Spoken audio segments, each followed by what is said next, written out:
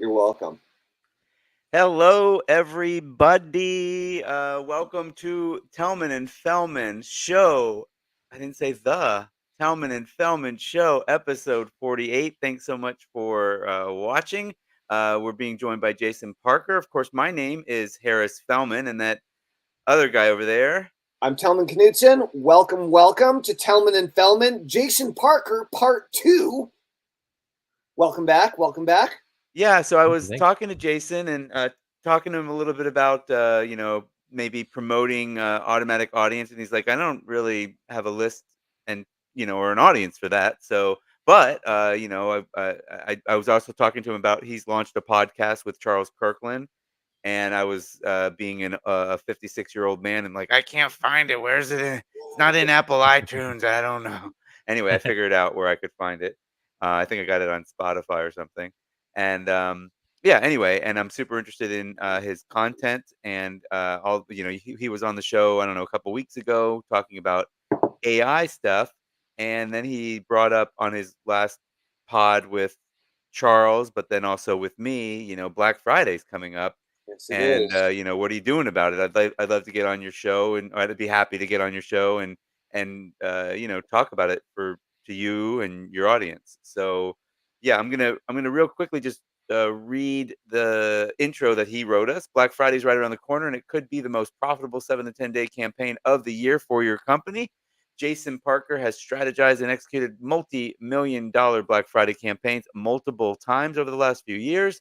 Today, we're talking about why and how you should pull off a Black Friday campaign next month, no matter what vertical you're in. No matter what vertical you're in. All All right, right. let's hear Right. that. So, hey, Jason, thanks for coming back on. Yeah, thanks for having me, guys. Black Friday is usually the most profitable campaign of the year for clients I work with, and it's only because people are in rabid buying mode, and that's the only reason why. And it's even working in places like Italy now, because last year we helped a client who had a trading company or a trading software company in Italy do their best campaign of all time. Their highest grossing front end sort of sale of all time. They brought in a ton of leads and hundreds of thousands of dollars or euros. uh, Over there. So I mean, it's growing even in Italy and whatnot. Even though it's I mean, if related to it's growing in Thanksgiving over Italy, there. it can grow anywhere, right? Yeah, yeah, exactly. Well, no, I mean the point is like I've lived in Spain for the last 8 years. I'm in London now. I presume they have Black Friday here, but they probably don't have Thanksgiving here. Right. Yeah, Right. yeah. It's more like I don't even know They if don't they have know. Thanksgiving anywhere else in the world, but so I think Americans, we think of, well, Black Friday is the day after Thanksgiving. That's right. Well, That's right. it stands alone now. Right. Internationally, it's basically it's the day that the whole world has massive sales. So It's yeah, Global Sale Day. Yeah, exactly. exactly. One question I had before we dove in was your clients over the years, have they all been, have any of them been digital products, or have they all been e-com? I mean, e-com, 1000%, get it. It Yeah, definitely yeah, makes sense. sure. And so I'm curious about that. Yeah, absolutely. So, I said the last November we did. I've pretty much been in financial over the last year or so, and after that, but it was all related to financial trading, digital information, and software, and these things called VI Diamond VIP clubs. They like to sell these Diamond VIP clubs in that space. But before that, we did. I was doing ecom, so absolutely in the sexual health space, we did like over 3 million with a Black Friday campaign, one year with You that. mean Blue Friday? Yeah, exactly. Sexual health? Yeah, yeah. But yeah, it was this weird at home medical device. So Okay. we sold, but like it's worked in every vertical we've tried it in, just because of the fact that people are I buying. so want to go down the tangent of what this is, but let's not. We Um, could, yeah. Okay, so you've seen, and then you must be in contact with other people in your similar position, masterminds and stuff like that say similar things. Yeah. I would say that people largely ignore it in certain verticals, and that's kind of why I want to talk to you guys, really. And I'm not selling it. I'm booked up. I don't have any capacity to help anybody else at this point, Yeah. No, you right want to now. help So, them like, by that's saying, not. "Hey, it's a month out. Pay attention." Yeah, and it's not has nothing to do with like selling you anything right now with this, except for just doing it because it's going to roll around, and and you're gonna wish you had put something better together for it. What's the date on it? This year it I changes coulda by looked a that few up days. too, it's okay. Black Friday. I know I just built a campaign, but I'm trying to think of what it is. It might be the 26th or so. Okay, great, we've got a whole Day month if it is. is on 2024. I'm sorry, it's 29th this year. Yeah, it shifts around like 3 days or so. So I've got all Mhm. sorts of ideas running through my head, already, but, not for myself, for one of my clients and then for Tellman. But let's dig into why it's so important and how could it possibly be, how could you make the statement that it's good for, all verticals? Yeah, it's just funny because people in their own vertical tend to copy other people in their vertical, and they don't believe Right. anything that will work outside of their vertical. And it really goes back to the old Jay Abraham thing: just borrow things from other verticals, and it will work for you. I mean, that's what he preached a long time ago. Remember that book he wrote called "Getting Everything You Can Out of All You've Got" or something like that. Yeah. Remember Mhm. that book? I think he was preaching that sort of thing, and that was opened my eyes to that sort of philosophy. But because people will stay in their own vertical and copy each other, but it doesn't mean they shouldn't copy something from another vertical. Right. Because the reason why Black Friday works is because people are in buying mode. It doesn't have to do with anything vertical specific. Does that make Okay. sense? So what are kind of the components to it? And you mentioned earlier everybody's kind of in a buying frenzy, but I mean, Yeah. I guess I'll be honest, I've had traffic for me for I don't know, 10, 11 years, and this is kind of the beginning of the I don't buy as much traffic season for us. There's a little spout here and there, but now as I'm talking, I'm like, okay, now that I've got a month to think about it, instead of just having yet another 50-cent sale or something like that, um, Yeah. maybe I should make it like, okay, we're going to give you a year's worth of traffic for Black $500 or Friday whatever. traffic blowout. Right, right. I'll say it should be your best deal that you make all year because that's what More people are traffic looking than for. you can shake a stick at. That's right. Hordes and hordes, I guess they used to So say. so so like okay, so I'm doing work with Warrior Plus. They're what they are. They're a digital Uh-huh. marketplace. They've got hundreds of products. I don't know what they've done in the past. I know that they've done. I don't know if they've done something for I think they've done something for Black Friday in the past, and I know that they've done like product bundles. Yeah. I don't know if that's what we haven't started talking about it yet, actually. So what sort of I guess it's just like come up with the best ideal idea of the year. You guys try it. You guys try idea of the year. Idea of the year, Harris. Idea of the year. Ah, I'm just gonna say idea idea, so I of don't the want to say it. year. Yeah.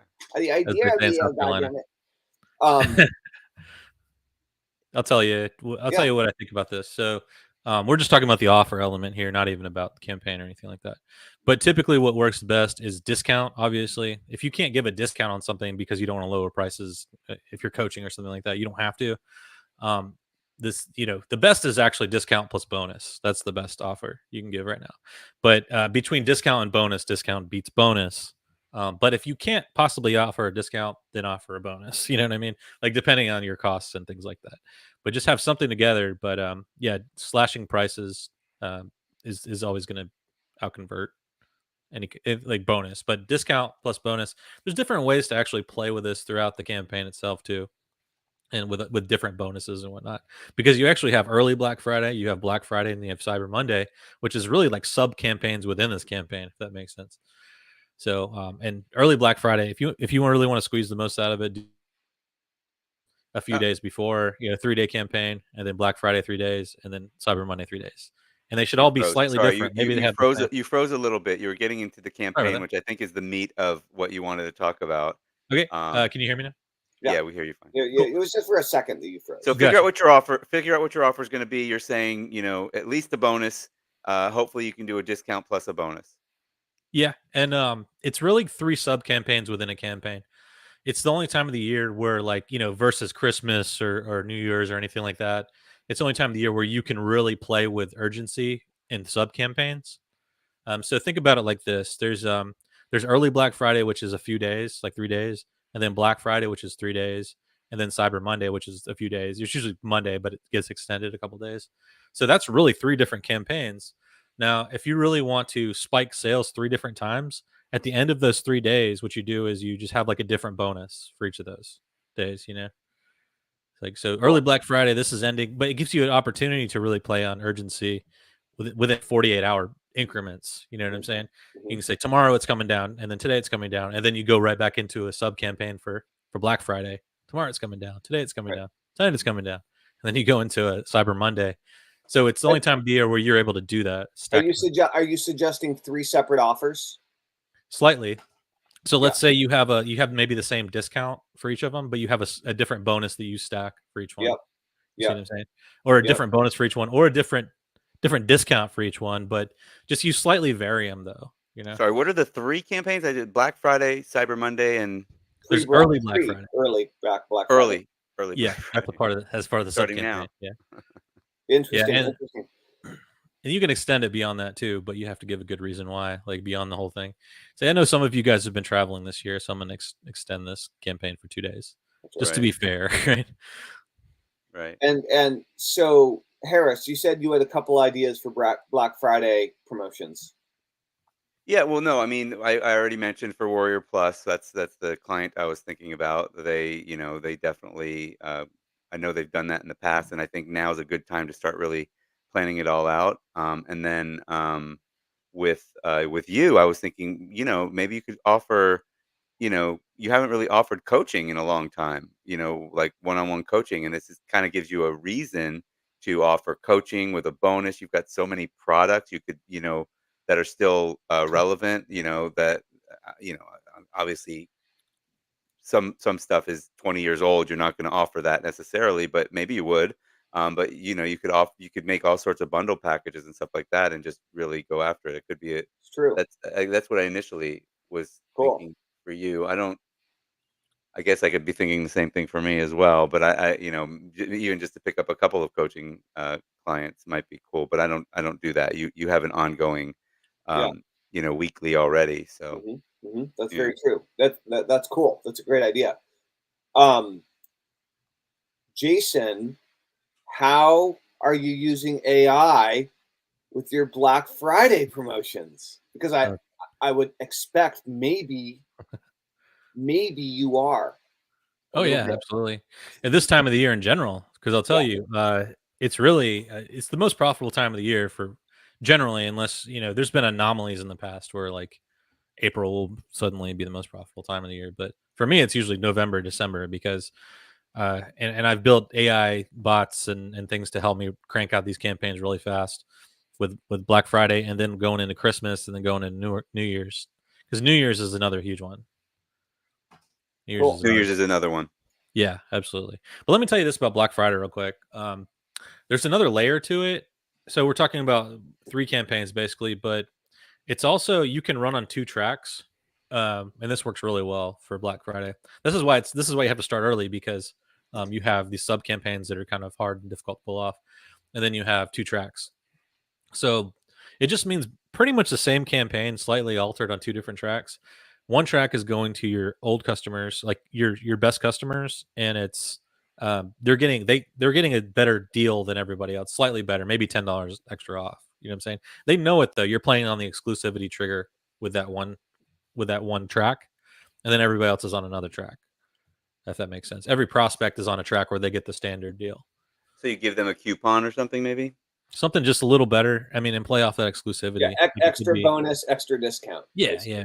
So they feel special, Yeah. And you call it out on the letter or they got to know it. Yeah, exactly. Yep. So that's cool. another way. Well, that makes sense. I mean, that totally makes sense. Interesting. And so, I mean, do you have more detail to go in on how all this works, or where's your head at, Jason? Yeah, it's if you look at it like 3 sub campaigns, you can see 3 spikes. You can visually kind of see that when you're playing with scarcity, and then you're running on 2 tracks. Those are the 2 main things in terms of the campaign structure itself.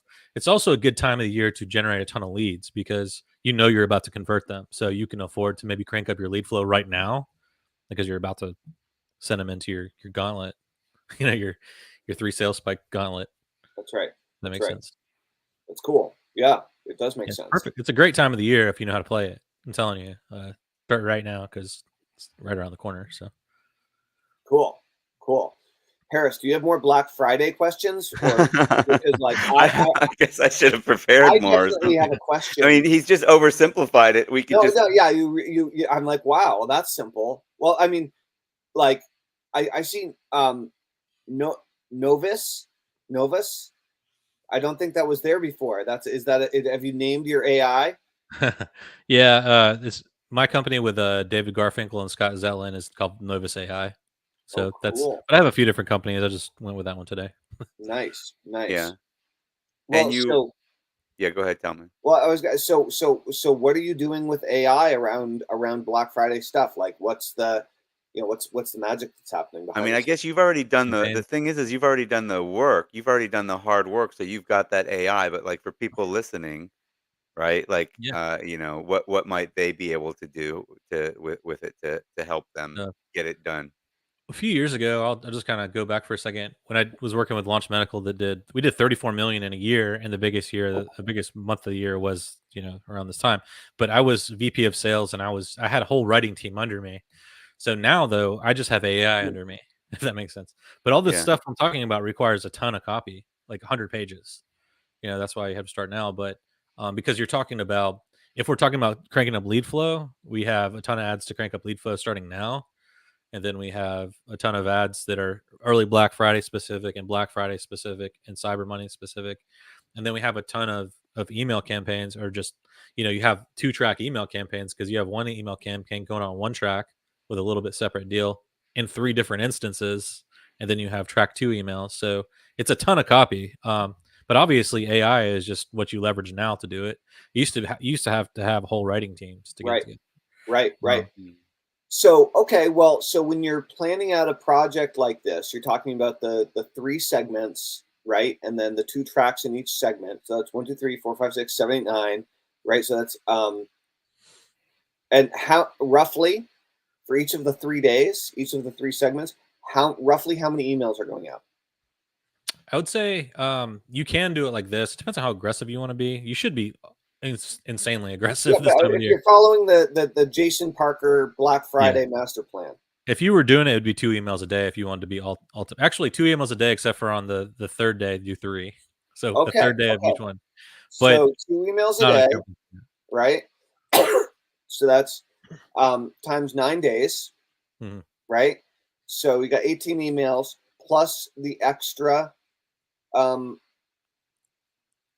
yeah, it's a crap load of emails, right? So 2 you're tracks. talking about like Yeah, yeah, 40 yeah. emails or something, and then it's what, like 3 sales pages? Slightly different. So with the Actually, sales 6 because pages, you have to do different tracks. you have to have designers on board, because you have ones doing early Black Friday design, and you have ones doing Black Friday design and Cyber Monday design. So really, you just want to you could just take like a banner or a header graphic or something like that and put it at the top of the page, but it Okay, should say early Black Friday or Black Friday and Cyber Mondays. But you also have to have developers coordinating with you on it, these days. That's why it's kind of tricky, and you need to start now.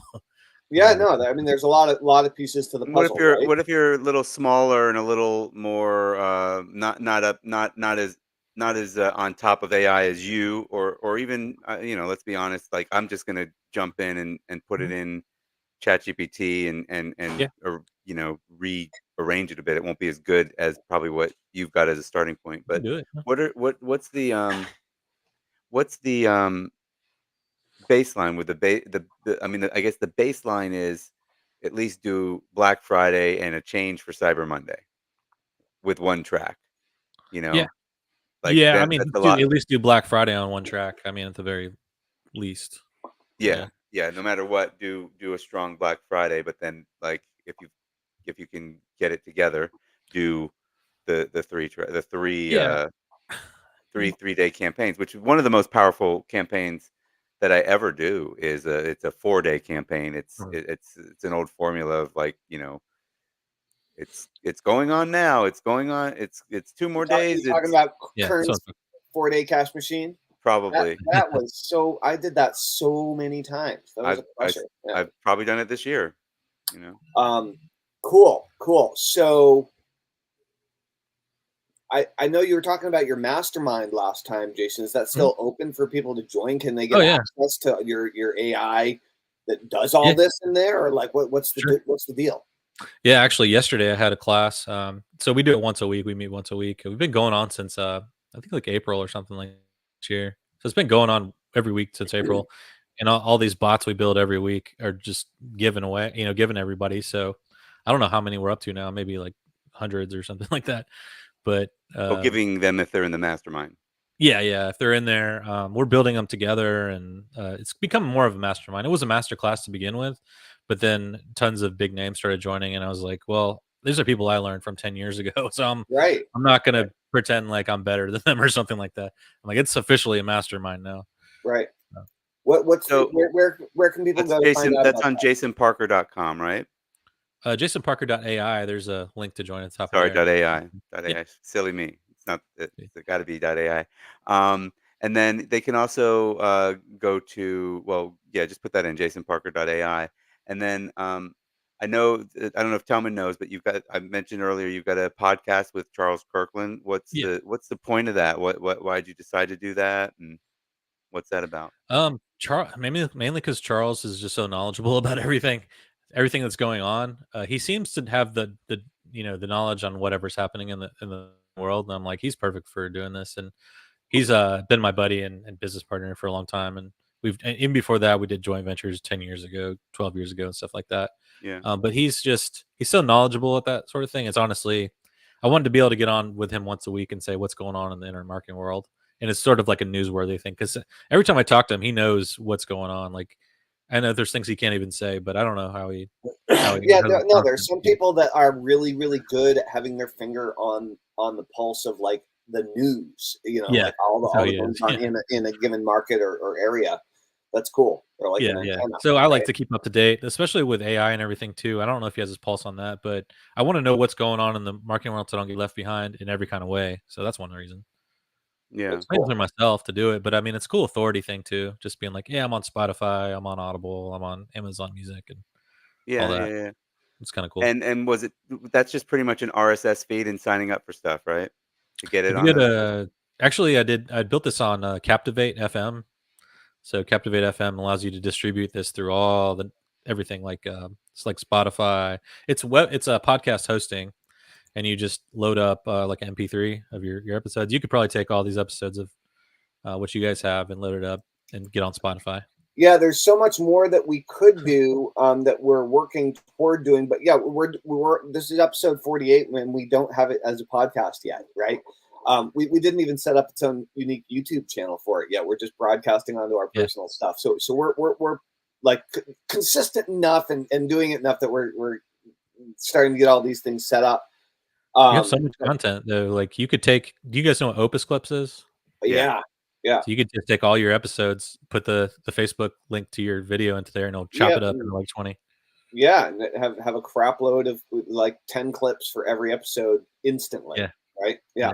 Exactly. Well, I'm concerned. Like at least I guess it wasn't Opus. I played with it with Descript, and it doesn't like this format. Like I don't know how to So I feel like I might have to have it. I don't know if you can tell it to only focus on one person or something. Like I don't know how Opus. You can. Opus does a pretty good. Yeah, Opus does a pretty good job of figuring it out on its own. Well, you could do it 9:16 or 16:9. So it's like you could do it in the exact frame it looks like right now. Okay. We're looking at if you want to. Oh, that's fair. Yeah, and then I could just edit the ones a little bit if I really wanted to edit them for that. But I guess personally, I just like the ones that are like this in a phone. So I did too. Yeah. I got to go to the bathroom. I'm sorry. I'll be right back. You good? All right. Well, while Harris is going to the bathroom, I'm going to ask a very important question so he doesn't get a chance to hear it. So we can totally circle back to Black Friday. Mm-hmm. However, since you're an amazing copywriter, we launched a sales letter that converted pretty well to our lists, but did not convert pretty well to a couple other lists. And as it was not a home, it's definitely not a home run out of the gate. And I was wondering if you have done anything with using AI to analyze a sales letter and then Yeah. improve it. Basically, use not just, hey, give me 10 headlines to split test, but actually get advice from Yeah. AI based on what it's learned in order Uh-huh. to then give you the advice and then give you the things to test. Do you have any Yeah. experience with this? So, and how to Really? use AI to um, fix a campaign that is not crushing it that you thought was going to crush I'll tell it? you. Yeah, it's not really me, but it's Scott Zellin and David Garfinkel. So they've Yeah. both built really great AIs that will do that. So Scott specifically is a CRO expert. That's kind of what he does. He has CRO software that will give you like 2,000 split tests and like Hold the on, time it hold would on. take What you to is do one campaign. CRO? Conversion rate optimization. Just Conversion rate optimization. Yeah, yeah, okay, great. yeah, he's an expert at that, and he's he's one of the founders of or the owners of Novus and everything, but he's in the mastermind creating those kind of things because his company is always split testing everything. So it will analyze a page. You can even take an image of a page and it'll analyze images that are on the page, even like Right. all the way down the page, and it will go through his criteria for analyzing the page and from top to bottom the way he does it, and it will tell you. Cool. Yeah, it's Cool. pretty neat. Cool. I was asking Jason about AI solutions to improve sales conversion, right? Yeah, And yeah, yeah. if they've had, if Does rather it than just, hey, so give me like some split tests, something but actually, really thoughtful. is AI able to pick up on like what's highlighted and what's not, what's yellow and Mhm. white text Yeah. and stuff like that? Yeah, okay. Yeah, because you can take like Scott, the CRO expert, who's one of the founders of Novus. So he created one that you can take an image of the whole page and then feed that to AI, and it Yeah. can. It's AI has gotten very good at analyzing images, Yeah, so it yeah. knows all the words, it knows all the highlighting. It can understand the video on your or the images on your page and stuff like that. Not the whole video because Cool. it's just an image, but you know what I'm Okay. saying. And that's not for sale. That's only in the like or It's is just that one of the bots in the mastermind. Yeah, just one of the 100 bots. That's cool. That's Yeah. cool. Yeah, so whenever we invent something, like if he invents something, he'll do a whole class on it, or I'll invent something and I'll do a whole class on it. But everybody gets it at the end of the class, week to week. So, in the last few weeks, like, what's one of the more interesting, engaging, like bots or either bots you've created or topics that you've covered that really like caught your imagination? Whether it was you want something you brought up or what something Yeah, somebody else brought to the table. writing a lot of created a lot of hook writing kind of bots, the headline and hook writing bots, because I always need the angle before I even start on anything. Always go. But then I have so many that just give you like matrices of benefits and things that break things down. I Right. always need tons and tons of that. Like I need all the future pacing. I need all the social benefits and the practical benefits and the identity benefits and the grandchildren of those benefits. Like just keep on going. And I need the symptoms of the pain. Like I need to know what that pain looks like in their life. So I have so many AIs that I've built that will just break all this stuff down for you. It's kind of like Clayton Makepeace back in the day would say he would use this method called so that. So you'd be like, you get this benefit so that you get this benefit so that Right. you get this benefit. So we taught AI how to do that, and it creates big charts of this stuff, like Oh, cool. so that this, so that this, and with pain too. So like, you used to have to kind of like just kick back in your imagination with your hands behind your head and think about what it would be like to own this product or something like that. But now Right. AI kind of just does all that for you instead of having to do it, and you can pick and choose or just turn it in or just feed it into something else that will create the copy. So one of the things that we've been doing is discovering what this show is all about, right? As we've been doing all these episodes, we jumped in at my insistence and just started interviewing old marketing friends, and then we thought about other old marketing friends, and then we've been introduced to some new marketing friends of friends, and Mhm. so we've had some new people on that have been around like less than 20 years, but we've had a lot of marketing OGs on. And as we've begun to Tons. discover more about what the show is all about and where we're going with it, other than just like reliving old marketing memories and having these nostalgic trips down Right. memory lane or whatever, which is cool. Um, I think one of the things that we're discovering about the show is that we're really interested in how we can grow our show, right? Cool. And so, Jason, with everything that you're doing with AI and copywriting right now, there's as a marketer and entrepreneur, I'm sure a ton of advice you could give us on how we could grow our show, but specifically with your special sauce, with your magic, with the stuff that you're doing inside this mastermind with AI and copywriting, what do you see? Harris and I are the show is a startup. We're trying to make it the core of the business because we're consistently doing it every day and really enjoy it. Absolutely bootstrapped. And so from your perspective, this is for us, but it's also for our viewers, right? Yeah. How can we use what you've got, what you're doing, what you're working on to grow our audience and grow the show that we're working on here? What do you see as some immediate opportunity?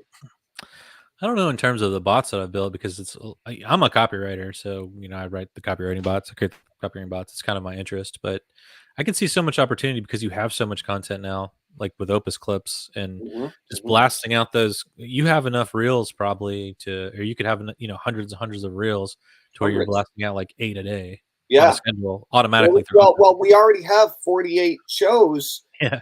To start with, and we're doing one 5 days a week, so we already could be putting out more than 10 a day.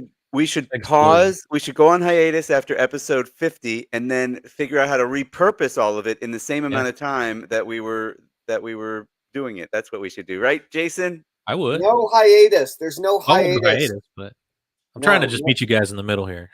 Yeah, I know. I don't want to piss off you guys. We're gonna doing 7 days a week. Yeah, he wants it now. I jokingly said, let's do it 2 days. I want to do it 2 days, twice a day, 7 days a week. He's like, I would do that. Great, I'm down. Sure, it's fun, but we gotta. Well, no, but seriously, Jason, for someone that is producing regular content, and whether they're a YouTuber, whether they're streaming on Facebook, wherever they're streaming. They're producing regular video content. Maybe they're monologuing. Maybe it's a 2-person interview thing, whatever. And hey, maybe it's even a more edited, YouTube style video, whatever. But how could you use copywriting bots to grow your show? I agree with you. There is enormous opportunity with Opus and other related things. But how could someone? But that's it. That's part of it. That's strategy number one is putting that content out there and people coming back to something. Chopping it up like that. I mean, for video, yeah. I'd say I'm talking like Mike Tyson all of a sudden, but I would say you're talking like Mike Tyson. I'll say, yeah, it sounded like Mike Tyson for a second there. But anyway, what I would do personally, and this just came to me, is I would transcribe everything with AI because it could just easily be transcribed. Yep. And then I would create like a book that has the knowledge of everybody's best secrets in it. And then it's written by Kevin Nations and everybody who's been on here, and have them all promote it. Dude. Like have AI distill the best nugget, the best nuggets from each interview. Yeah. Yeah, write a chapter on this. You create the and then the bonus could be the original transcripts for anybody that really wants to dig deep. You can get all 10,000 pages of original transcripts. But the reason why I say it is you leverage everybody's resources. They'll be like, I'm in a book. You know what I mean? Of course, they'll promote it somewhere. That's right. No, that's I was trying to figure out how we could. I realized, with all these episodes, we have all the faces of everyone we've interviewed. So there's over 40 people, so that's a lot like a summit type promotion, except it's at least in its current form not a summit. So doing it in a book, a co-authored book that we create from the interviews is great. I have a question for both of you that I've been curious about recently, with books, long books in particular. What have you found? Maybe Jason, you have the answer. What have you found to be the best tool for actually compiling a long book? Is it Google Docs? Because my experience with Google Docs is after you get a Google Doc to a certain length, it becomes very janky and clunky and difficult to navigate. And then there are definitely software programs out there designed for authors and screenplay writers. But in your experience, writing creating long content books, what's the answer? Well, in this case, I mean, just this, I guess it'd be a case by case basis, but in this case, you just have each of these calls transcribed, and that would become one document. Feed the document into AI that writes the chapter. Take that chapter, put it in a document. So it's not like you would have to have like a 1,000-page document. You just have a lot of different transcripts that you feed in. Each transcript would be one document that you feed into AI and say, write this Yeah. chapter. Yeah. Or summarize this. I have a book bot too that does a pretty good job on this kind of stuff that we give And then to outputting it people. so that it looks like a book. Well, yeah. I mean, you'll write chapter like let's say it's 50 chapters, 50 episodes, something like that. Yeah. Like you feed each transcript into one by one into the book writer. It jams out a chapter based on that one Yeah. transcript. That makes Yeah. sense. Do one manual pass on it or whatever it is. Stick it in the book, and I would use just someone on Upwork to format the book after. Right. That's Yeah. it. And they'll create the table of contents for you and everything. But they do. No, they got that's a couple great things. idea. No, I mean that and so the Do it in a day. the first 50. What's that? You can do it in a day. Yeah. In a day. Yeah. Really good. Really good. I love that. What a great idea. Jason, what are you actually as a business owner, as an entrepreneur, what are you struggling with right now? What are you having a hard time with? I mean, there's a lot going right. It sounds like, especially with AI continually on the rise and copywriting and Yeah. the whole copywriting industry being shaken up by AI. And people losing their jobs, like very very real. You know what I mean? Yeah. Like there are lots of copywriters that are losing their jobs to AI, or things are shifting anyway. Yeah. And so, yeah, what are you seeing? Of course, I mean, I have up and down months like everybody, but I would say I was kind of born for this particular period of marketing. Seems Like, I so. don't know. Yeah, I was just like by stroke of luck, I was kind of born to be like this AI guy. Like, for some Yeah. reason, it's just like a natural fit to me. Yeah. And I prefer it. I mean, I like having teams of writers under me, but that's expensive. So it's Yeah, just you've great. you had the knowledge and experience when it arrived, and then you probably also have the desire to automate more or to make it Um, easier. I did it out of necessity because it was just like it was here and I had to crack it open. I had to figure it out because it's either that or hire more people or bleed money in that direction. But in my case, I mean, it was absolutely out of necessity. I was not necessarily an AI guy to begin with. It was just pressure that made me kind of do it. That's right. Now, I guess with the mastermind, is it um sounds expensive if you've got all these high end guys in. It's probably one of these higher priced masterminds, yeah? It's just $2,000 for lifetime access to it. That's it. Oh, well that's sick. That's pretty awesome. Yeah, yeah. Harris, we Uh, should join. No shit.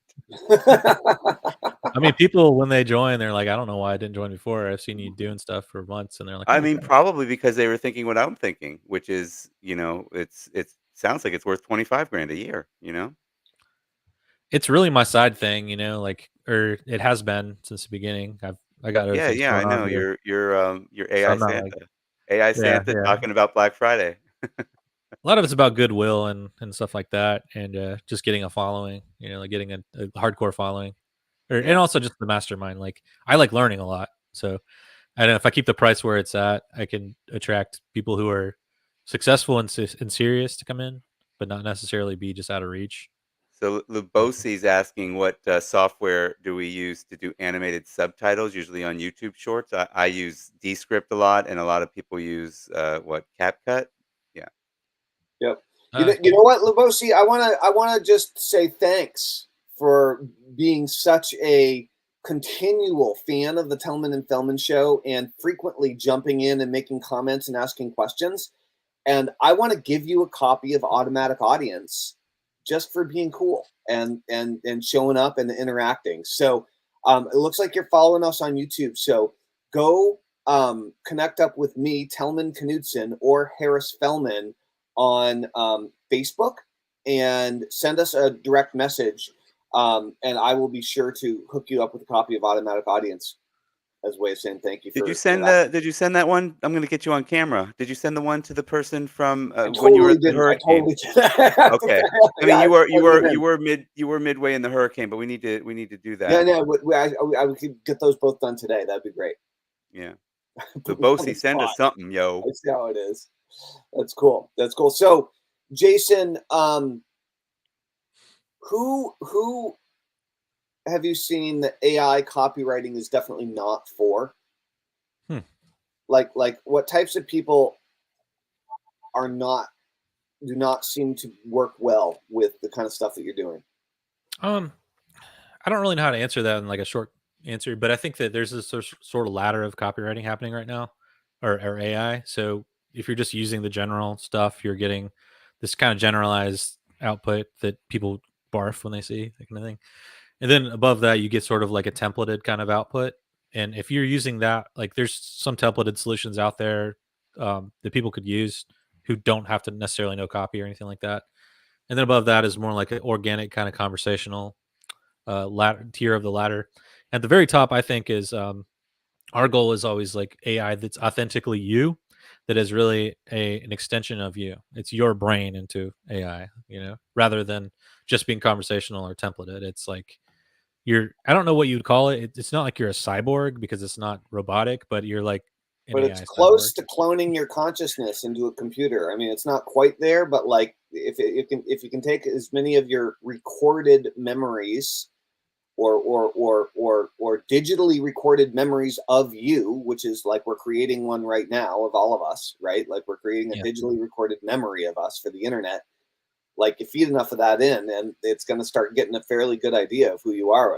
I would suspect. I'd be afraid of what a lot of people's only internet version of themselves would be, like Actually, this is really interesting. Like, you know how, I mean, I don't know if you guys have ever considered this, but I often consider the difference in the way that we perceive ourselves and other people perceive us.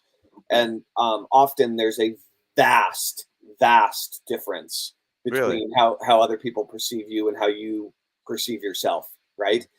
And what this just one of our back in the day, we created a mascot for Mind Movies, and it crushed. They still use it. Called Magic. It was called Mirror Mirror, right? Mirror, comma mirror, and it was essentially the magic mirror from Snow White, right? And so we'd send this out from Mirror Mirror, and it had a GIF that with these words that appeared on this like old antique looking mirror. But I just thought about this idea of creating an AI mirror and actually creating a digital version of yourself to Yeah. actually give you real feedback on like how you're showing up and how other Yeah. people think of you and like how you come across in a honest way and giving you the type of criticism that you give to other people like Yeah. or anyway that would be Yeah. really good, like get real advice from yourself. Yeah.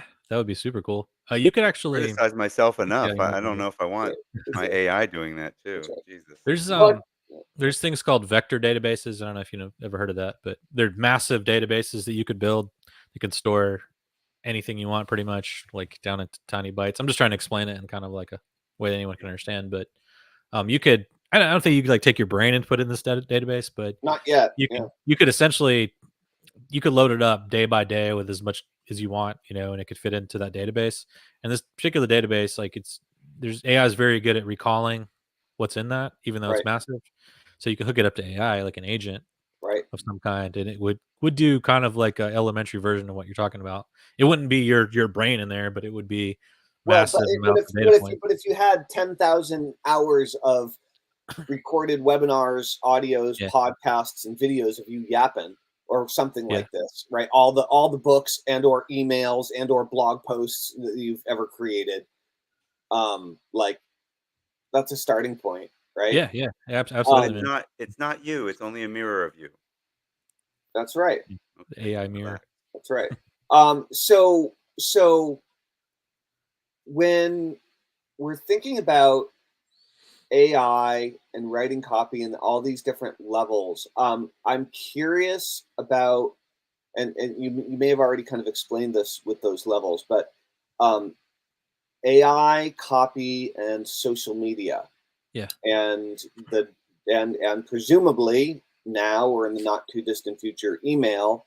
You know, what are you seeing in terms of algorithm blocking of AI produced content, and is that an issue at the level that you're working out with people, or is it a non-issue? Like, what are you seeing?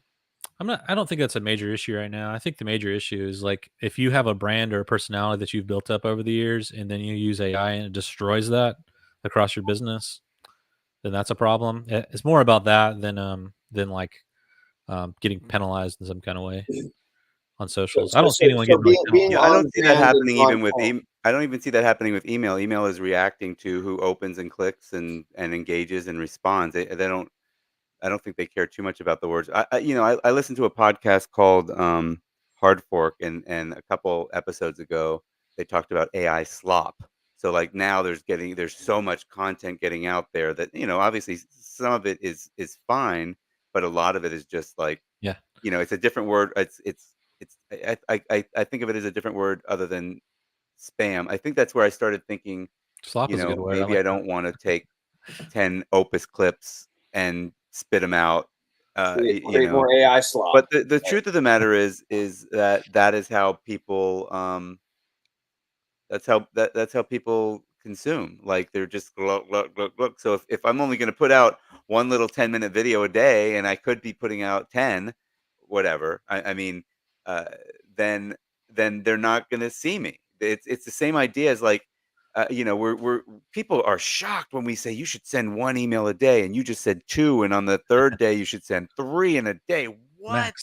And If and you then it's can like, handle it. well, you know, I mean, look at how people are consuming things. How Yeah. w There's that I think about what you're saying all the time with AI and whatnot because it's gonna create or it probably already is creating like an explosion of content. But Noise. that's one Yeah. reason why I think it's important to create what I call authentic AI that just is more or less an extension of you, Right. of your authentic self, because I think you can cut straight through the noise, the slop, and you can even cut through a lot of other stuff too, like templated sort of AI. But if yeah, you I have mean I something mean, that's an short extension of you that just puts yourself on steroids, that's kind of what we're talking about. right, I mean, that's what we're doing. Like, we have humans on camera, and then we're just using AI to basically put out clips rather than, "Hey, take this transcript and make" well, what we I have been thinking about taking the transcript and putting it in, Notes LM and getting, the AI, discussion podcast that's Yeah. 10 minutes for each one. I mean, that's a pretty nice engaging Cool. summary. Yeah. Um, but I guess I wouldn't consider that slop because it's taken, authentic content and made it more quickly accessible. Digestible. Yeah. It could be Yeah. slop if it's riddled with, typical AI terms and phrases and keywords, which I ban from my bots. Like it bans that stuff. But Okay. the source material, like you're saying, can be very important with that to make it more like that's probably half the equation if you want to do like that. But a lot Yeah. of AI is really for me is like letting AI do that work too. Like I said, with creating the benefit matrices and stuff Well, like but that. here's the thing. Here's the way you're creating the unique, your unique material. I believe. Correct me if I'm wrong. But the way that you're pouring the unique material in from your brain is through lengthy, complex prompts and Yeah. rules, and essentially Huge. probably a whole bunch of if then type thinking and statements, so that you're putting the time, effort, and energy into writing. You're still writing. You're still writing the prompts in order and thinking through the strategy behind creating this much more sophisticated AI. Um, it sounds like you're still putting the energy into writing. It's just like you're putting it into something that then opens way up more than. Well, I keep it okay. So everything I write, I look at it like an extension of myself, and that includes any kind of prompt writer that I would create. So my prompt writer is based on my prompts that I hand wrote. You know what I mean? Right. So like you're able to leverage yourself like that, but I try to look at it authentically. Like you're saying, it feels. I'm a creative person. It feels creative what I'm doing. The way I do it's creative. It's like it's more or less a second brain for me. Mm-hmm. Yeah, Mm-hmm. and I'm like so I've because I'm listening to I guess whatever. This podcast that we're doing, and you know, and Hard Fork, and just other influences. I am a little concerned that I'm like losing my thinking capacity sometimes. Like I'm like, "Oh, I'll just have AI do it. I'll just have AI Yeah, do it it. You know? becomes more and more of a crutch Yeah, yeah. all the time. So that's, I mean, and I'm not even doing it at the level you are, but I'm also thinking, for you know get one of your bots and write something sounds a lot better than like, trying to write the whole thing. And then, Everything's heading in this direction. Like what? Neuralink, Elon Musk's Neuralink and that sort of thing. Yeah. Everything's heading in this direction where you're just leveraging almost like you have something that's part of you that's but outside of you at the same time. Yeah, people don't Well, like I mean, the that. Not internet. I everybody mean, likes that. the internet is that, right? Yeah. There's more separation, but like it's pretty close. Yeah, I agree with that. I mean, if you look around, if you really look around, you can see how everything is more integrated than you really thought. Like if you have Roombas, you have robots in your house already, for example. If you Right. have Alexa, you already have audio AI that you're talking to. It's just everything's going to be leveling up. Yeah. Yeah. If you have AI bots that you're using, these too much for my thinking, well, in the future you're going to have a damn implant in your brain that does it. So, That it'll feel like thinking. yeah, it's just going to be an extension So, of you. I'm so smart now. but Jason, how do you deal with, or do you just ignore that idea of AI becoming a crutch? Are you just so focused on learning how to use the tool and mastery over the tool that you're finding enormous mind expansion in yourself rather than it becoming a way for you to be lazy? Or like, what's your relationship to it? Like, I don't really worry about that. I mean, I think it's a blessing because it's like I said, the way I do it's an extension of me. And if you think about in the past before AI, I was always using like thesaurus.com, for example, to find the right word. right. But this is just thesaurus.com times 1 million. You know 1,000, what I yeah, mean? yeah, right. Yeah, like writers are always using books of, I'm looking at swipe files and stuff like that all the time before. I'm still doing that. But, I have note cards with headlines all over them. Well, I mean, a lot of the processes that I would just do anyway, I tried to turn into just AI processes that happen, boom, now instead of days, for example, creative And, processes. and what are the AI copywriting tools that you use? Not the ones that, not what did you develop, but what are the publicly available tools, free or paid, that you actively use and are kind of like working with every day? Just, I mean, LLMs. I mean, in general, like Claude is probably the best one for copywriters right now. I think. Mm-hmm. I think GPT-5 will be better, but if you're just gonna go use a random tool, I think Claude's probably the best. Yeah. Is Claude doing the thinking thing too already with the like 401? It's capable of doing. I mean, there's so many uses. Like it's mind blowing of AI. Wait, what's 401? What are you talking about? GPT 401 Oh, has yeah. like this thinking. Well, GPT-5 will be like more autonomous than it is now. So everything's moving toward autonomy. So like When my you say mastermind is In what autonomy, basically way? Explain when you say explain that. autonomy, you're saying that the thinking aspect that that before answering you yeah. like that, they're gonna Well, iterate it a little bit themselves, but then yeah, I I mean mean, like autonomy would be, "Hey, create a script for me. Great, now go install it." And they'll say, "Oh, it didn't yeah. work. Let me fix it." But So Claude can already take over your computer and just start doing things for you based on command. I really, mean, for example, but I think as a copywriter, for example, here's an example of autonomy that I can see happening is that you create some kind of agent and then it literally just writes for you all day. And then you go and you mine what you like and you publish it Yeah, all without right.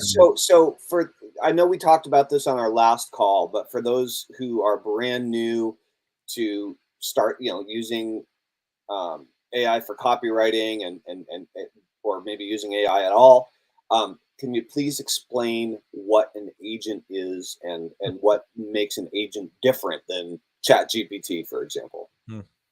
Yeah, I feel like there should be different terminology among what an agent is because they can be so robust, like the brain we were talking about, that would be like the mirror. That'd be probably like one of the most advanced agents, because it has a massive database, is able to do all this. super agent. Uh, yeah, yeah, and an agent can answer emails for you, or it has a little bit more of autonomous nature to it typically. or it's just pre-programmed like a GPT. I think is technically like a weak agent. Like a just normal GPT would be like an example of an agent down here. But then you can have massive agents up here that will. So the bots that you create, they're doing stuff sometimes. So, but when you create an Autonomous. agent, are you saying that Well, creating an agent is the same as creating a custom GPT in Chat GPT, or is that not what you're saying? that'd Like, be like the lowest. where is The the lowest. agent built? Like, where does it Yeah. exist? Yeah, I mean there's things like if you use something like vector shift, you can build a really robust, like massive pipeline based agent that has tons of databases and like can take copy, like it could write, if you built the right thing, it could write your whole book and like chapters that we're talking about. Okay, so would an agent be built on an agent building platform that can potentially loop into Claude, ChatGPT, and Yeah. Midjourney or something? Like, Yeah. is that what an agent means? Is it can use multiple resources in order to? An agent sounds like AI term for program. Like instead of saying it's a we developed a program, we developed an agent. So it sounds to me kind of like that, Well, where it could be it's just so some rudimentary thing. No, okay, go ahead. it's such a massive scope. I feel like there should be different terms for what an agent is, but Well, like according an to you and agent, how you use them, just through your yeah. interpretation. Yeah.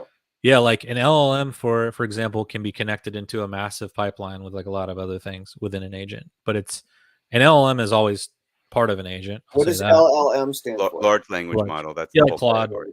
and OpenAI and all that, and like GPT and there's a ton of them. But yeah, like it's such a massive scope to say what an agent is. I'm not really sure how to explain it like in a couple minutes, but So how is it very not simply. like what I just said? How is it not like, oh, I developed this agent, I developed this computer program?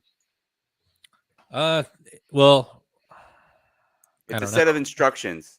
It's not an application, but uh it typically involves like an LLM. It can involve big databases. It can involve uh just things strung together, like processes strung together. So once it does this thing, it moves on to the next automatically, on to the next automatically. Like it can read an email and then respond to it based on a database full of information Cool. automatically. So you see major corporations using it right now. They're all turning to AI because they don't have to hire anybody anymore.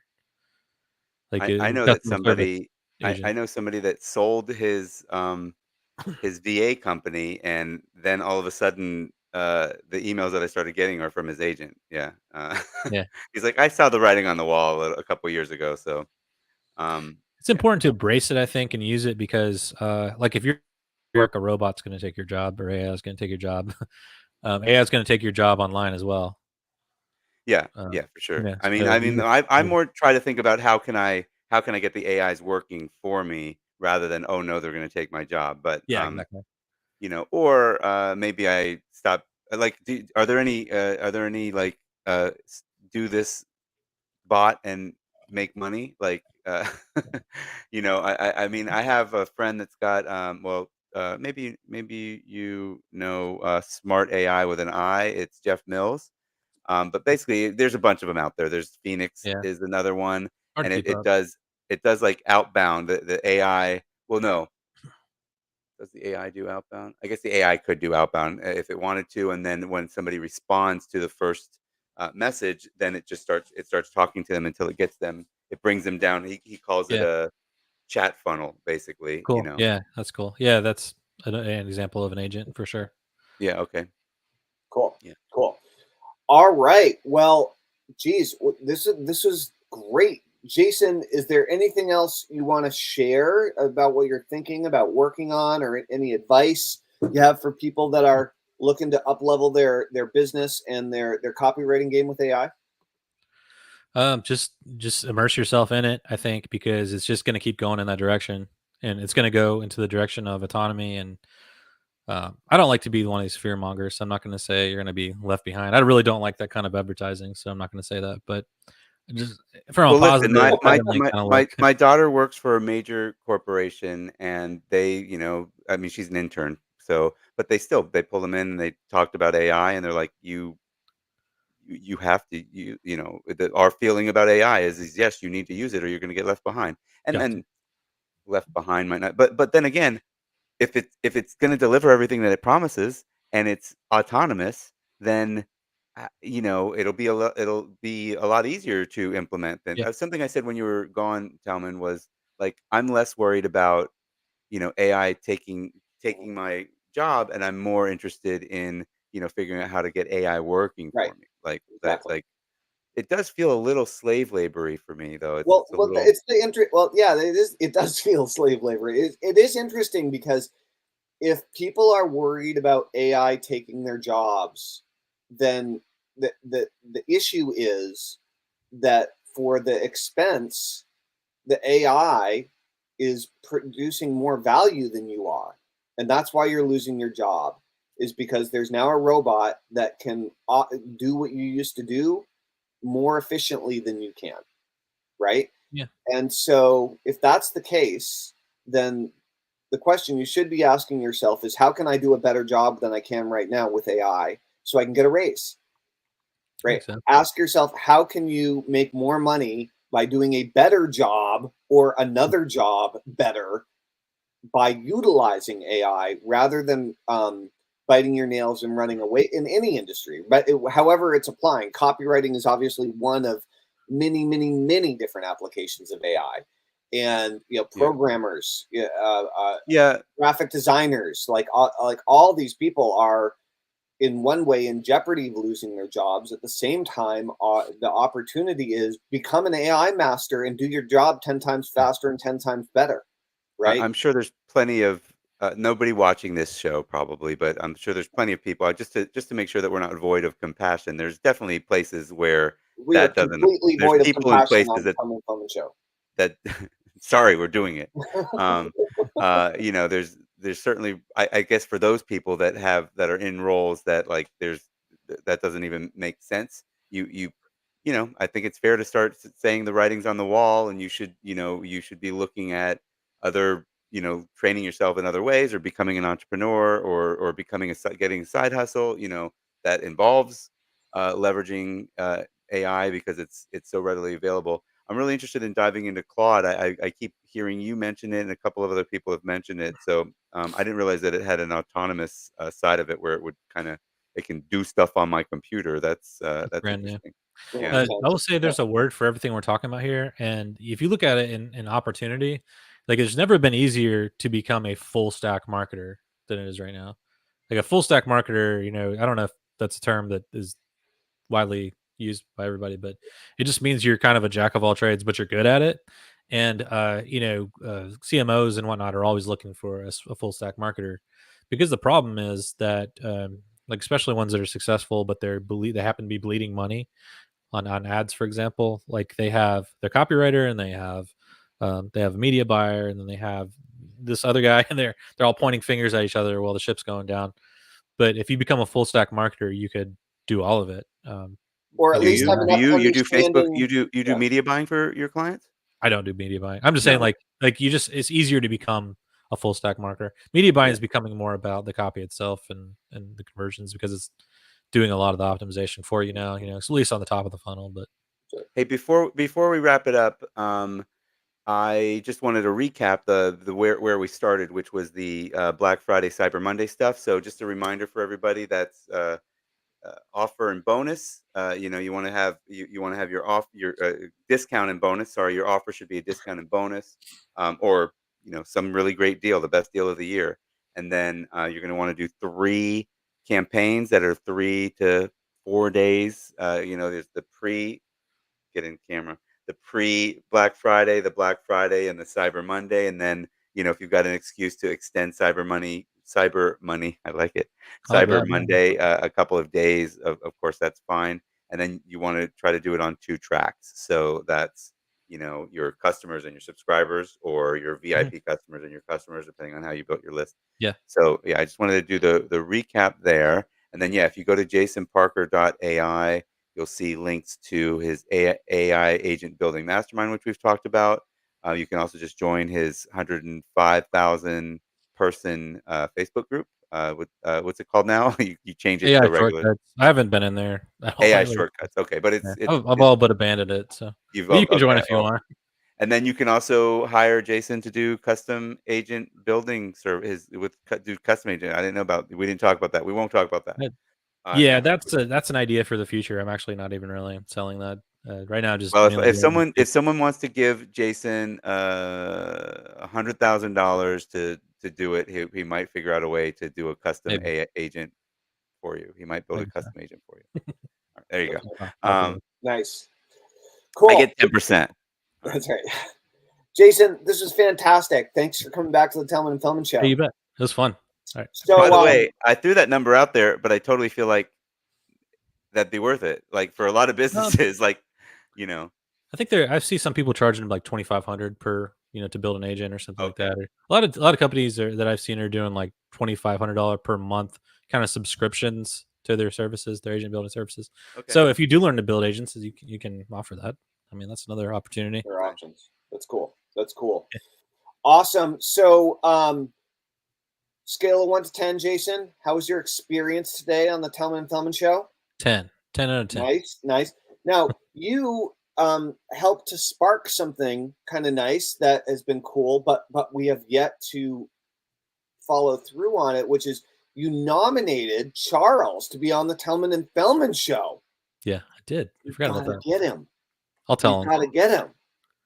Yeah, you bet. He'll have a lot. Tell him. He's brilliant. So, like I said, he always knows what's Tell him going that on. we've announced it publicly now that he's going to be on the show, and we have to get him scheduled. Yeah, but now we're asking everybody at the end of every show to nominate one person. So We are. you've already nominated. Nice. You already nominated Charles, so we're not asking you Yeah. again. But yeah, Well, let's double down on it.